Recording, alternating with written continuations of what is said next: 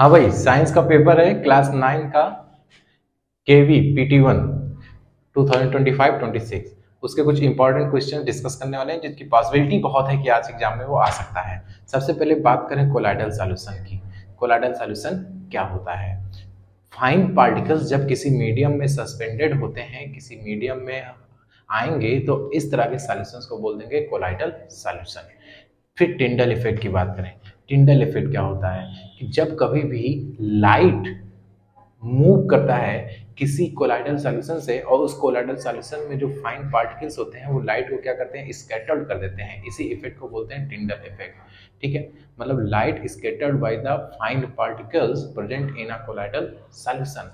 अब नेक्स्ट अगर देखें कि लेटेंट हीट क्या होता है, तो जब कभी भी कोई फेज चेंज होगा, किसी भी मैटर का जब फेज चेंज होगा, तो वहां पे हम लेटेंट हीट बोलेंगे। लेकिन लिखेंगे कैसे, इस चीज को समझते हैं।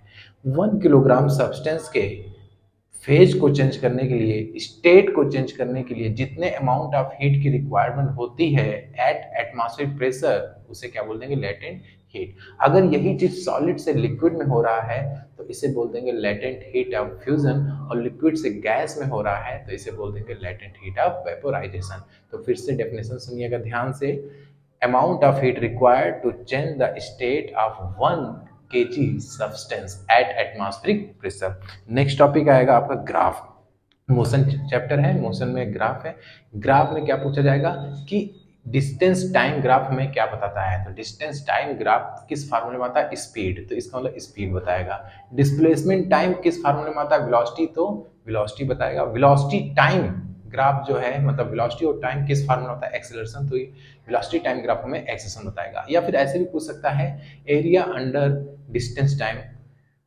तो डिस्टेंस टाइम ग्राफ में जो एरिया बनेगा तो फार्मूला कौन सा, स्पीड, उसी में तो आता है डिस्टेंस टाइम, इसलिए डिस्टेंस टाइम ग्राफ हमें क्या बताएगा, स्पीड बताएगा। वेलोसिटी टाइम ग्राफ हमें क्या बताएगा, एक्सेलरेशन बताएगा। यहाँ से क्वेश्चन आएगा kelvin two degree Celsius change करने को क्वेश्चन आ सकता है। क्या लिखेंगे हम लोग, degree Celsius plus 273 equal to Kelvin. जब भी हमको डिग्री सेल्सियस को केल्विन में चेंज करना होगा, हमेशा हम 273 मतलब 273 क्या करेंगे, डिग्री सेल्सियस में ऐड कर देंगे, आंसर हमारा केल्विन में आ जाएगा। ऑस्मोसिस की बात करें, flow of solvent from higher concentration to lower concentration, osmosis कहलाएगा। इसका रिवर्स कर देंगे तो रिवर्स ऑस्मोसिस कहलाएगा।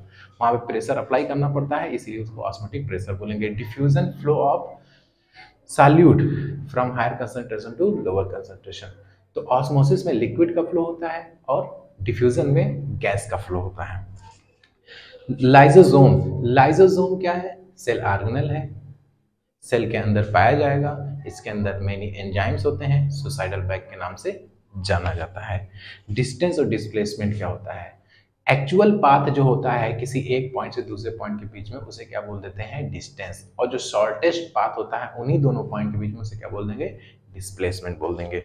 फिर प्लाज्मा मेम्ब्रेन की बात करें, प्लाज्मा मेम्ब्रेन सेल के ऊपर की मेम्ब्रेन होती है, लिपिड बाइलेयर की बनी होती है, सिलेक्टिव परमेबल होती है।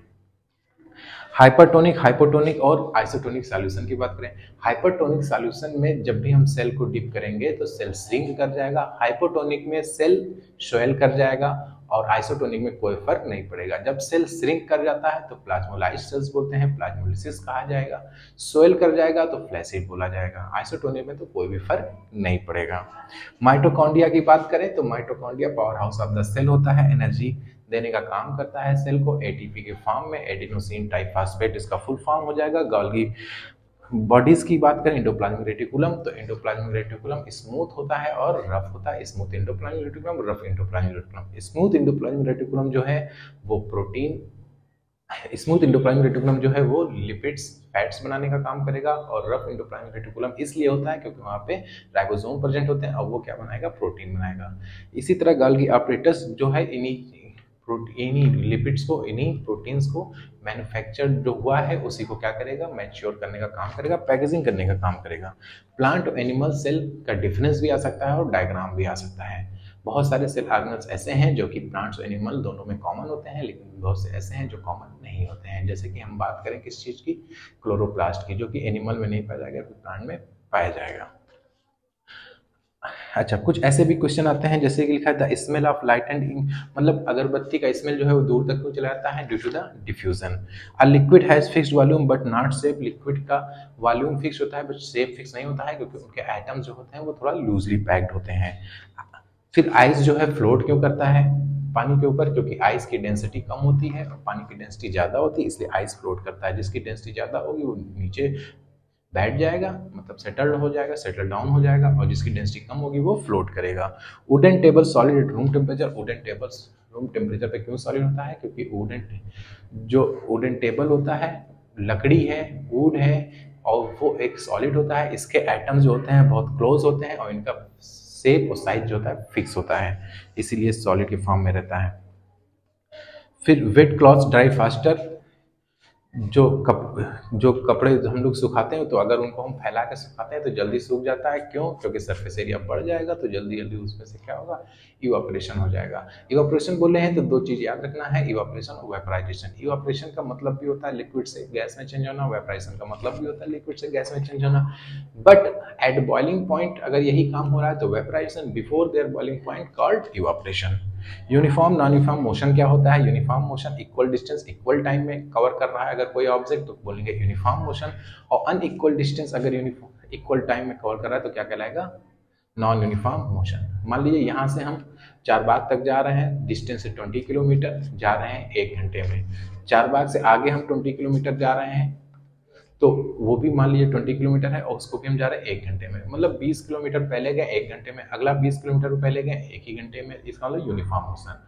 लेकिन अगर हम 1 ही घंटे में पहले 20 किलोमीटर गए फिर अगले 1 घंटे में सिर्फ 10 किलोमीटर गए तो इसका मतलब क्या हो गया, नॉन यूनिफॉर्म मोशन।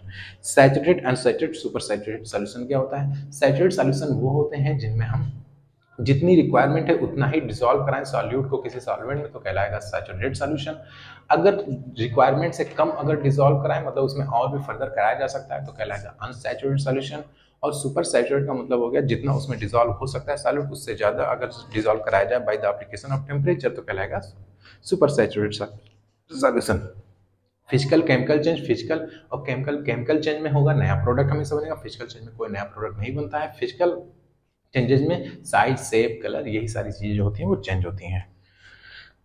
होमोजीनियस और हेट्रोजीनियस मिक्सचर क्या होता है, मिक्सचर का मतलब हो गया दो या दो से ज्यादा कंपोनेंट आपस में मिक्स होते हैं तो क्या कहेंगे, मिक्सचर बोलेंगे। होमोजीनियस में क्या होता है, uniformly through out the solution mix होता है, जबकि जो हेट्रोजीनियस है उसमें नॉन यूनिफॉर्मली सॉल्यूट जो होता है वो मिक्स होता है। होमोजीनियस का एग्जांपल हो जाएगा जैसे चीनी या फिर नमक को आपने पानी में डाल दिया, सॉल्ट इन वाटर और शुगर इन वाटर, होमोजीनियस का एग्जांपल। बट सैंड सॉइल ये अगर आप पानी में डाल रहे हैं तो ये क्या हो जाएगा, हेट्रोजीनियस का एग्जांपल। अब स्मोक किस चीज का एग्जांपल है, टाइप्स क्या है इसका, एरोसॉल है, और स्मोक में होता क्या है, सॉलिड जो है वो गैस में क्या होगा, डिसॉल्व होगा। सॉलिड किस में प्रेजेंट होगा, गैस में प्रेजेंट होगा, ठीक है। फिर इक्वेशन ऑफ मोशन से क्वेश्चन न्यूमेरिकल्स रहेंगे, कम से कम 2 न्यूमेरिकल इक्वेशन ऑफ मोशन से रहेगा ही रहेगा। इक्वेशन ऑफ मोशन क्या होता है, v equal to u plus a t, s equal to u t plus half a t square, v square minus u square equal to 2as। v final velocity, u initial velocity, a acceleration होता है, T time होता है जिसको second में हम लेंगे, और s जो है डिस्टेंस डिस्प्लेसमेंट या फिर हाइट होता है ना। और एक्सेशन ऑफ इक्वेशन ऑफ मोशन हम तभी अप्लाई करेंगे जब एक्सेलरेशन क्या हो, कांस्टेंट हो। तो इतने टॉपिक्स में से काफी क्वेश्चंस आने वाले हैं, रेडी कर लो। Thank you.